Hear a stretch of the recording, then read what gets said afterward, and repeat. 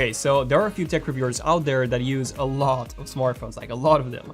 Mr. The Boss and Z-Tech here are one of the best examples out there, but I really don't. You see, I mostly use 3 or 4 brands of smartphones every single year. So I use Apple, Samsung, Google, and OnePlus, and that's pretty much it. So this means that I use one phone from Apple every year, 2 from Samsung, the latest Galaxy S and the Note series, 1 from Google, the Pixel, and then 1 from OnePlus, which was recently the OnePlus 7 Pro. These are the companies that I use flagships from pretty much every single year, and I do switch my main to whoever has the most recent phone and the best model. And all these 4 companies have advantages and disadvantages. Samsung, for example, has the most amount of features in a smartphone, but Google offers a stock Android experience. They want updates and incredible photo processing with the Google camera. Then OnePlus offers the fastest UI and the lowest price for the specs that they offer, and Apple's, the only one that offers iOS. But you see, out of all these 4 companies, there are only 2 of them from which I've used pretty much every single model of their phones every single year. And those are Apple and also Google. And Google's releasing a massive new update this year with a Pixel 4. So yeah, welcome to our Leaks Rumor series, and here's everything we know so far about Google's top handset for 2019. We've recently launched not just our website, ZenoTech.com, but also our store, ZenoTech.com/store. Where we're selling not merch, but actual devices such as MacBooks, smartphones, tablets, laptops, camera gear, and more. Devices that we sell are now split into 2 categories, used and like new. And yes, we've had a lot of requests to ship outside the UK, so yes, we're now shipping outside the UK. So if you're from the US, Canada, obviously the UK, and also Europe, you can buy anything using even Apple Pay, and we'll ship anything you get for free. Yes, you don't have to pay for shipping at all. Everything, well, the shipping at least, is free. And we actually build this website using Squarespace, which also happens to be our sponsor for this video. Squarespace allows you to easily build a website by offering many stylish templates to choose from. However, what I really love about Squarespace is that you can also add your own custom code. So you can change that template in any way you want. Squarespace also gives you a domain to host your website on, full mobile support, and things such as the ability to build your own store like we did. And with full 24/7 customer support and very easy to use tools, I genuinely recommend checking out Squarespace using the link below. Okay, so I absolutely love Google phones. I do think that the old Nexus lineup was brilliant when they offer extremely high-end specs for low prices, but unfortunately Google has now killed the Nexus line in favor of their Pixel line, which is their much more expensive and higher end lineup. I bought the first Google Pixel myself back in 2016, and I was impressed by how fluid the UI was, the pure stock Android experience, the day one updates, and that amazing camera. There was only one thing that I didn't really like about this phone at all, and that was obviously the design. This thing looked basically like an iPhone, but without the home button. And on top of this, the home screen also had that navigation bar, the on-screen buttons, which made those bezels even bigger. It was pretty much like a picture frame. Yeah, it was one of the ugliest phones ever released. And same thing for the back. I mean, look at that thing. It didn't really look good at all. And then Google started sending over the rest of the Pixels for me to review, and wow, they've improved so much. The Pixel 2 had a larger 6-inch versus the 5.5-inch display that the original Pixel had. It had much thinner bezels and also a much more modern design. But it was still far behind the competition. Like back in 2017, Apple released the iPhone X and Samsung released the Galaxy S8, both of which looked years ahead of the Pixel 2. However, Google did improve the back a lot by adding that two-tone look. That Panda Pixel 2 XL was actually my favorite smartphone design on the back ever, so yeah, things have definitely started improving. Then in 2018, Google released the Pixel 3 and the 3 XL, which got even more hate in terms of the design than the previous models did. And I mean, when you release a phone with a bigger notch than Apple's, yes, even Apple's, keep in mind that in 2018, smartphone manufacturers started releasing phones with extremely thin notches and bezels. Well, in that case, you can expect, a lot of backlash, especially if you're charging flagship prices for a phone that looks, like a 2016 one. But leaving that massive notch aside, Google has actually made some big improvements to the Pixel 3 XL. So they added wireless charging, the back was made out of frosted glass this time, which was actually the best feeling in the hand that I've ever had from a smartphone. That felt awesome. And the sides looked and felt like ceramic, even though they were not. So the Pixel 3 was an incredibly premium smartphone, and it had all the amazing features that I loved so much about Pixel phones, such as the amazing camera, the stock Android UI, day one updates, and overall, it was just a really good phone if you could get over those really bad design choices that Google has made. Okay, so what about this year? Are we finally going to get a completely bezel-less Pixel? Well, kind of. So there were a few leaks showing a Pixel 4 with the Samsung Galaxy S10 Plus style design with a dual camera cutout on the front, but I don't know, it looked a bit fake to me and not like something that Google would actually do. But then OnLeaks, who's been a very reliable leaker before, made a few renders with website Price Baba based on the inside details that he had from his sources on the Pixel 4. And here we could see some very interesting things. So a design that resembles the upcoming iPhone 11 by pretty much everything. We have the exact same squared off camera module on the back on the left hand side with only one module being visible. We have no fingerprint reader on the back at all, and also it seems like the dual tone back is now gone, unfortunately. That was one of my favorite things about Pixel phones. Hopefully Google brings it back. And then aside from the Google logo, the back was quite bare bones. And on the front, we do have a speaker grill, which kind of points towards either a notch or a top bezel, but yeah, other than that, we seem to be getting a full screen display. So yeah, this looks like a big improvement design-wise from the Pixel 3 XL. Now, just 2 days after OnLeaks posted these images, Google themselves tweeted a Pixel 4 render, not even joking. This is Google's, or made by Google's actually in this case, official's account, and they tweeted the official design on the back at least of the Pixel 4. Guess that if you cannot stop the leaks, just, join them, right? Yeah, the Pixel 3 got leaked like crazy last year, and when Google did that video with a community that I was luckily included in, so thank you Google for that, the one with You Thought You Knew, everyone expected or at least thought that the Pixel 3 would turn out to be completely different than in the leaks.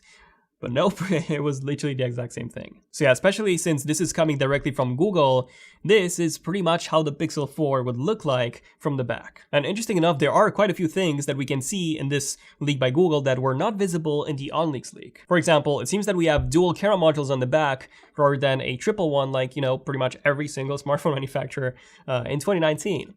Yes, but, Google actually had only a single module on their Pixels, the one, the second, and the third, and I have to say, even their digital zoom was incredibly sharp when compared to phones that had a secondary optical physical zoom module. So if there's anyone that can mimic a physical module through software, that is definitely Google. Now, we don't know what the second module would be used for as of yet, but considering that Google already has that super res digital zoom, which like I said before, does actually work really, really well, I do predict this being a wide-angle module. And same as in the OnLeaks leak, there seems to be no more fingerprint reader on the back of the Pixel anymore, which means that it could be either included on the front in the display panel itself, so yeah, similar to how OnePlus and Samsung have done it, or Google could use that top bezel that they're most likely use and add some sort of Face ID-like cameras in order to unlock the phone using your face, just like, Apple does it. So there we go, we actually modeled the Pixel 4's design based on these leaks and how we realistically think that Google would design it. Personally, I don't see Google doing a notch ever again.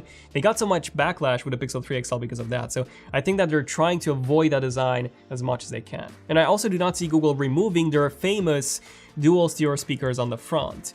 And considering that OnLeaks did have that top speaker and it was a fairly large one in his render, very similar to the one on the Pixel 3 XL, I do believe that Google will have a fairly noticeable top bezel in order to accommodate for that. Now, personally, I do think that we would be getting a design on the front similar to what we have made. So with a very noticeable top bezel and almost no bezels on the sides and the bottom. I mean, especially if Google wants to keep that second front-facing camera module, which I'm pretty sure that they will because it was really, really well received on the Pixel 3 XL since it was a wide-angle lens with that, group selfie that was really well received. So, they would have to design that if they keep it into a notch or a cutout, both of which I don't think that Google will do. So realistically, I do see Google having that top thicker bezel. And speaking of the design, we've actually had a recent case leak by SlashLeaks that gives us another look at the Pixel 4's design from the back and the side. So yeah, still no look at it from the front. And here, aside from the volume and the power button, the thing that stood out to me the most was the color.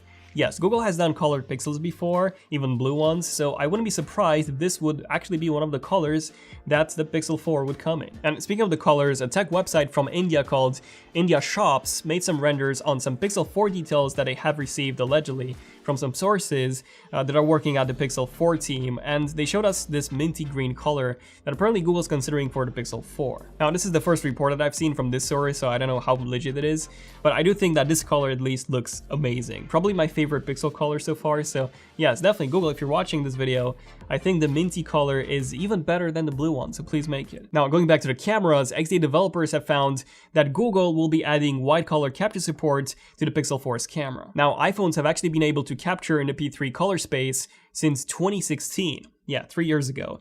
and the P3 color gamut gives you 25% larger range of colors than the standard sRGB does. And Google has actually announced officially that they would be supporting the P3 color gamut natively in Android, and they told developers how to get their apps ready to display P3 gamut. But of course, that in order to display P3 gamut, you also need, a P3 capable display, and then you also need a photo or a video shot in the P3 color gamut, and the Pixel 4 would be the first Android phone capable of doing that. Now, when it comes to the specs, Pixel phones have never really had any mind-blowing specs like, 12 gigabytes of RAM or even 8 gigabytes of RAM or even 6 gigabytes of RAM.